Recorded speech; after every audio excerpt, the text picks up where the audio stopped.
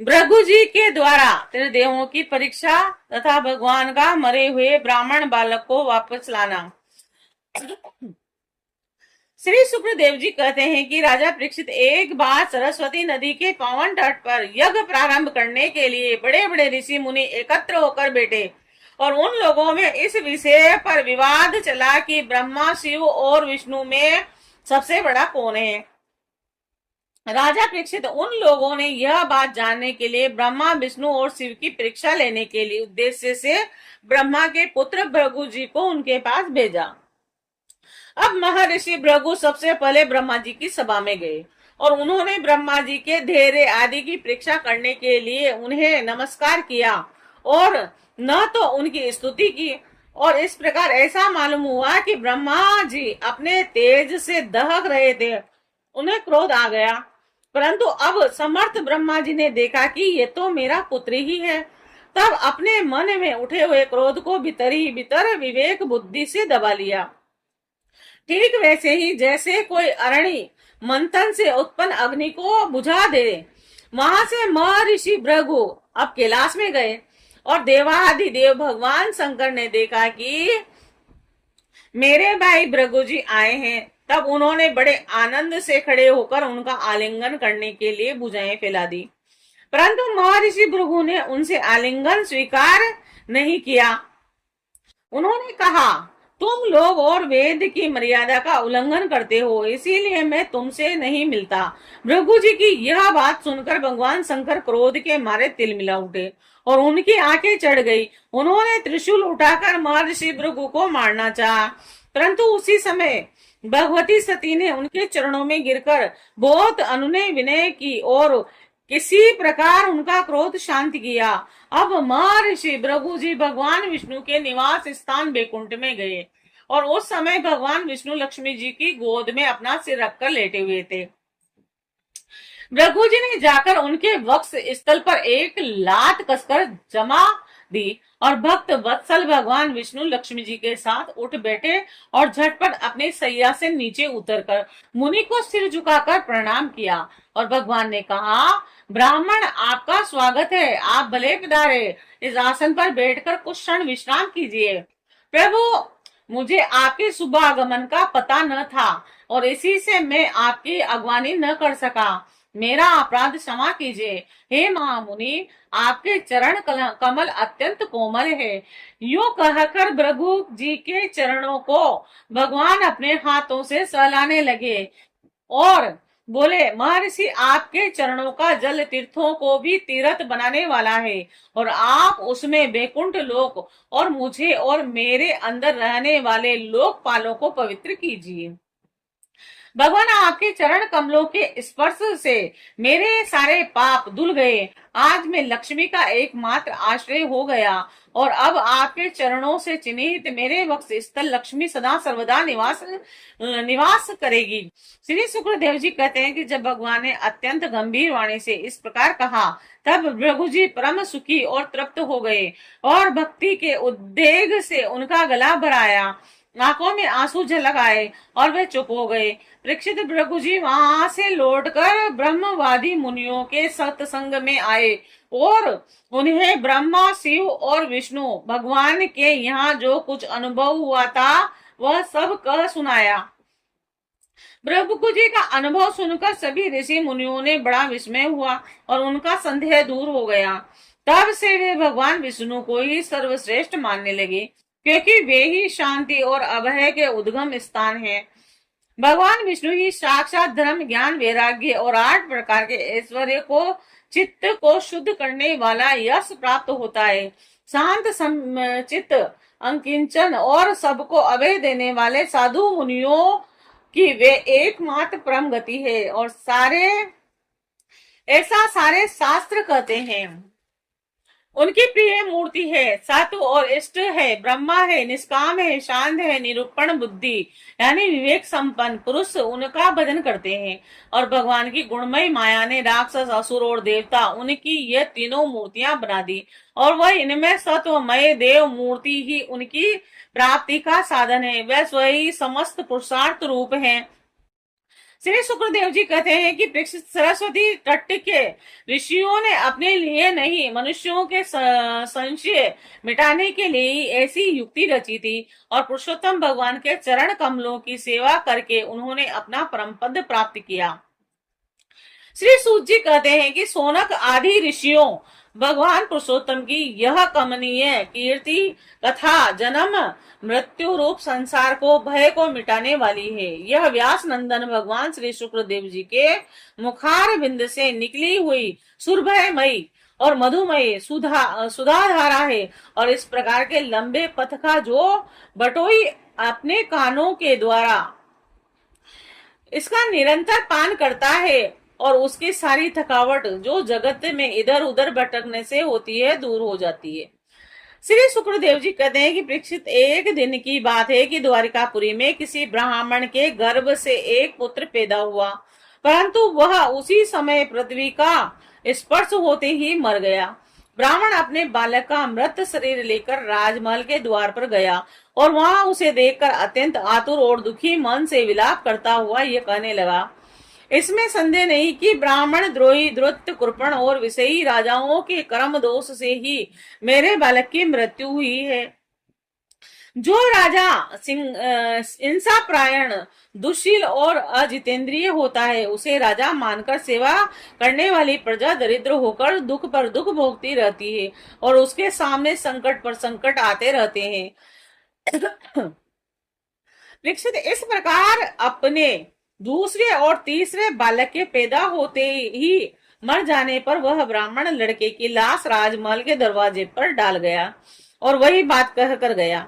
नवे बालक के मरने पर जब वो वहां आया, तब उस समय भगवान श्री कृष्ण के पास अर्जुन बैठे हुए थे।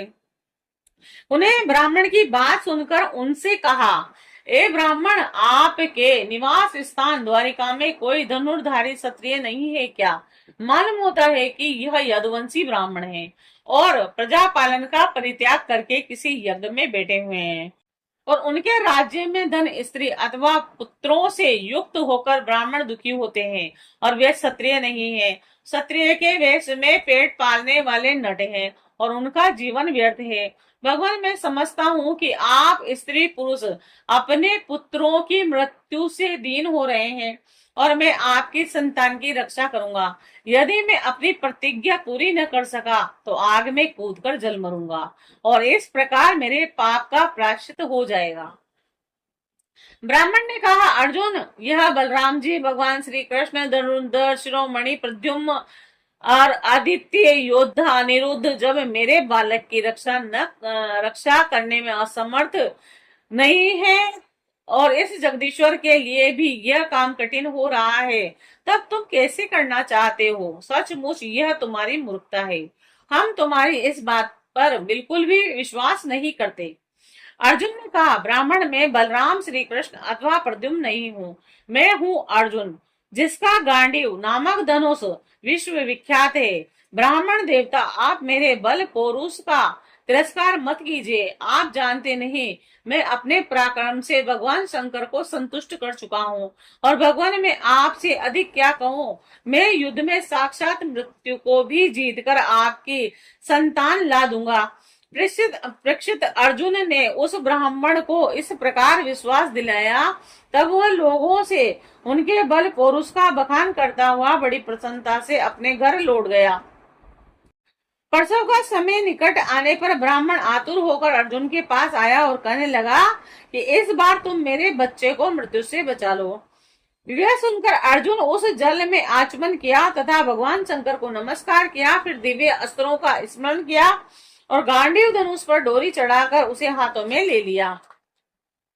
अर्जुन ने बाणों को अनेक प्रकार के अस्त्र शस्त्र मंत्रों से अभिमंत्रित करके प्रसव ग्रह को चारों ओर से घेर लिया, और इस प्रकार उन्होंने सूती कारागृह के ऊपर नीचे अगल बगल बाणों का एक पिंजरा सा बना दिया। इसके बाद ब्राह्मणी के गर्भ से एक शिशु पैदा हुआ, जो बार बार रो रहा था, परंतु देखते ही देखते वह सशरीर आकाश में अंतर्ध्यान हो गया। अब वह ब्राह्मण भगवान श्री कृष्ण के सामने ही अर्जुन की निंदा करने लगा। वह बोला, मेरी मूर्खता तो देखो, मैंने इस नपुंसक की डींग भरी बातों पर विश्वास कर लिया। भला इससे प्रद्युम्न, अनिरुद्ध, यहाँ तक कि बलराम और भगवान श्री कृष्ण भी न बचा सके। उनकी रक्षा करने में और कौन समर्थ है? मिथ्यावादी अर्जुन को धिक्कार है। अपने मुंह अपनी बड़ाई करने वाले अर्जुन को, धनुष को धिक्कार है। उसकी दुर्बुद्धि तो देखो, वह मूर्तावश उसे बालक को लौटा लाना चाहता है जिसे प्रारब्ध ने हमसे अलग कर दिया। जब वह ब्राह्मण इस प्रकार उन्हें भला बुरा कहने लगा, तब अर्जुन योग बल से तत्काल यमपुरी में गए, और जहां भगवान यमराज निवास करते हैं वहां उन्हें ब्राह्मण का बालक नहीं मिला। फिर वह शस्त्र लेकर क्रमशः इंद्र, अग्नि, निरिष्यति, सोम, वायु, वरुण आदि की पुरियों में, अतल आदि नीचे के लोकों में, स्वर्ग के ऊपर के महलोकों में और अन्य स्थानों पर गए, परंतु वह कहीं भी उन्हें ब्राह्मण का बालक न मिला और उनकी प्रतिज्ञा पूरी न हो सकी। अब उन्होंने अग्नि में प्रवेश करने का विचार किया, परंतु भगवान श्री कृष्ण ने उन्हें ऐसा करने से रोकते हुए कहा, भाई अर्जुन, तुम अपने आप अपना तिरस्कार मत करो। मैं तुम्हें ब्राह्मण के सब बालक अभी दिखाई देता हूँ। आज जो लोग तुम्हारी निंदा कर रहे हैं वे फिर हम लोगों की निर्मल कीर्ति की स्थापना करेंगे। सर्वशक्तिमान भगवान श्री कृष्ण इस प्रकार समझा बुझाकर अर्जुन के साथ अपने दिव्य रथ पर सवार हुए और पश्चिम दिशा को प्रस्थान किया, और उन्होंने 7 और 7 पर्वतों वाले 7 द्वीप, 7 समुद्र और 7 लोकालोक पर्वतों को लांग कर अंधकार में प्रवेश किया। और राजा परीक्षित, वह अंधकार इतना घोर था कि उसमें शेव, सुग्रीव, मेघ पुष्प और बलाहक नाम के चारों घोड़े अपना मार्ग भूलकर इधर उधर भटकने लगे, और उन्हें कुछ सूझता ही न था। योगेश्वरों के भी परमेश्वर भगवान श्री कृष्ण ने घोड़ों की यह दशा देखकर अपने अस्त्र शस्त्र सूर्यों की समान तेजस्वी चक्रों को आगे चलने की आज्ञा दे दी, और सुदर्शन चक्र अपने ज्योतिर्मय तेज से सोए भगवान के द्वारा उत्पन्न उस घने और महान अंधकार को चीरता हुआ मन के समान तीव्र गति से आगे आगे चला, और उस समय वह ऐसा जान पड़ता था कि मानो भगवान राम का बाण धनुष से छूटकर राक्षसों की सेना में प्रवेश कर रहा हो। और इस प्रकार सुदर्शन चक्र के द्वारा बताए हुए मार्ग से चलकर रथ अंधकार की अंतिम सीमा पर पहुंचकर उस अंधकार को पार और सर्वश्रेष्ठ पारावार रहित व्यापक परम ज्योति जगमगा रही थी, उसे देखकर अर्जुन की आंखें चौंधिया गई और उन्होंने विवश होकर अपने नेत्र बंद कर लिए। और इसके बाद भगवान के रथ ने दिव्य जल राशि में प्रवेश किया, और बड़ी तेज आंधी चलने के कारण उस जल में बड़ी बड़ी तरंगे उठ रही थी, जो बहुत ही भले मालूम होती थी। वहां एक बड़ा सुंदर महल था, उसमें मणियों के अस्त्र शस्त्र खंभे चमक चमक कर उसकी शोभा बढ़ा रहे थे, और उसके चारों ओर बड़ी उज्जवल ज्योति फैली हुई थी। उसी महल में भगवान शेष जी विराजमान थे। उनका शरीर अत्यंत भयानक और अद्भुत था, और उनके सहस्त्र सिर और प्रत्येक फण पर सुंदर सुंदर मणियां जगमगा रही थी, और प्रत्येक सिर में 2-2 नेत्र थे और बड़े भयंकर थे, और उनका संपूर्ण शरीर कैलाश के समान श्वेत वर्ण था, और गला और जीभ नीले रंग की थी। और परीक्षित, अर्जुन ने देखा कि शेष भगवान की सुखमयी सैया पर सर्वव्यापक महान प्रभावशाली परम पुरुषोत्तम भगवान विराजमान है। उनके शरीर की कांति वर्षाकालीन मेघ के समान श्यामल है। अत्यंत सुंदर पीला वस्त्र धारण किए हैं, मुख पर प्रसन्नता खेल रही है, और बड़े बड़े नेत्र बहुत ही सुहावने लगते हैं, और बहुमूल्य मणियों से जड़ित मुकुट और कुंडलों की कांति से सहस्त्रों गुंगाली अलके चमक रही है, और लंबी लंबी सुंदर 8 भुजाएं, गले में कौस्तुभ मणि है, और वक्ष स्थल पर श्री वस्त्र का चिन्ह और घुटनों तक वनमाला लटक रही है। अर्जुन ने देखा कि उनके नंद, सुनंद आदि अपने पार्षद, चक्र, सुदर्शन आदि अपने मूर्तिमान आयुध तथा पुष्टि, श्री कीर्ति और अजाय, यह चारों शक्तियां एवं संपूर्ण सिद्धियां ब्रह्म आदि लोकपालों के अधीश्वर भगवान की सेवा कर रहे हैं। राजा परीक्षित, भगवान श्री कृष्ण ने अपने ही स्वरूप श्री अनंत भगवान को प्रणाम किया, और अर्जुन उनके दर्शन से कुछ भयभीत हो गए। वह श्री कृष्ण के बाद उन्होंने भी उन्हें प्रणाम किया और वे दोनों हाथ जोड़कर खड़े हो गए। अब ब्रह्मा आदि लोकपालों के स्वामी भूमा पुरुष ने मुस्कुराते हुए मधुर एवं गंभीर वाणी से कहा, श्री कृष्ण और अर्जुन, मैंने तुम दोनों को देखने के लिए ही ब्रह्मांड के बालक अपने पास मंगा लिए हैं। तुम दोनों ने धर्म की रक्षा के लिए मेरी कलाओं के साथ पृथ्वी पर अवतार ग्रहण किया और पृथ्वी के भार रूप दैत्यों का संहार करके शीघ्र से शीघ्र तुम लोग फिर मेरे पास लौट आओ। और तुम दोनों ऋषिवर नर और नारायण हो। यद्यपि तुम पूर्ण काम और सर्वश्रेष्ठ हो, फिर भी जगत की स्थिति और लोक संग्रह के लिए धर्म का आचरण करो। जब भगवान भूमा पुरुष ने श्री कृष्ण और अर्जुन को इस प्रकार आदेश दिया, तब उन लोगों ने उसे स्वीकार करके उन्हें नमस्कार किया और बड़े आनंद के साथ ब्राह्मण बालकों को लेकर जिस रास्ते से जिस प्रकार आए थे उसी से वैसे ही द्वारिका में लौट आए। और ब्राह्मण के बालक अपनी आयु के अनुसार बड़े हो गए थे। उनका रूप और आकृति वैसी ही थी जैसे उनके जन्म के समय थी। उन्हें भगवान श्री कृष्ण और अर्जुन उनके पिता को सौंप दिया और भगवान कृष्ण के उस परम धाम को देखकर अर्जुन के आश्चर्य की सीमा न रही। उन्होंने ऐसा अनुभव किया कि जीवों में जो कुछ बल पुरुष सब भगवान श्री कृष्ण की ही कृपा का फल है। परीक्षित भगवान ने और भी ऐसी अनेकों ऐश्वर्य और वीरता से परिपूर्ण लीलाएं की और लोक दृष्टि में साधारण लोगों के समान सांसारिक विषयों का भोग किया और बड़े बड़े महाराजाओं के समान श्रेष्ठ यज्ञ किए। भगवान श्री कृष्ण ने आदर्श महापुरुषों सब आचरण करते हुए ब्राह्मण आदि समस्त प्रजा वर्गों के सारे मनोरथ पूर्ण किए। ठीक वैसे ही जैसे इंद्र प्रजा के लिए समय अनुसार वर्षा करते हैं।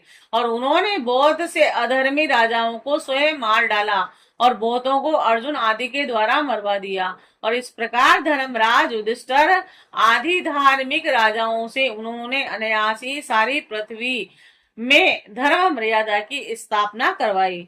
और भगवान श्री कृष्ण की लीला विहार का वर्णन।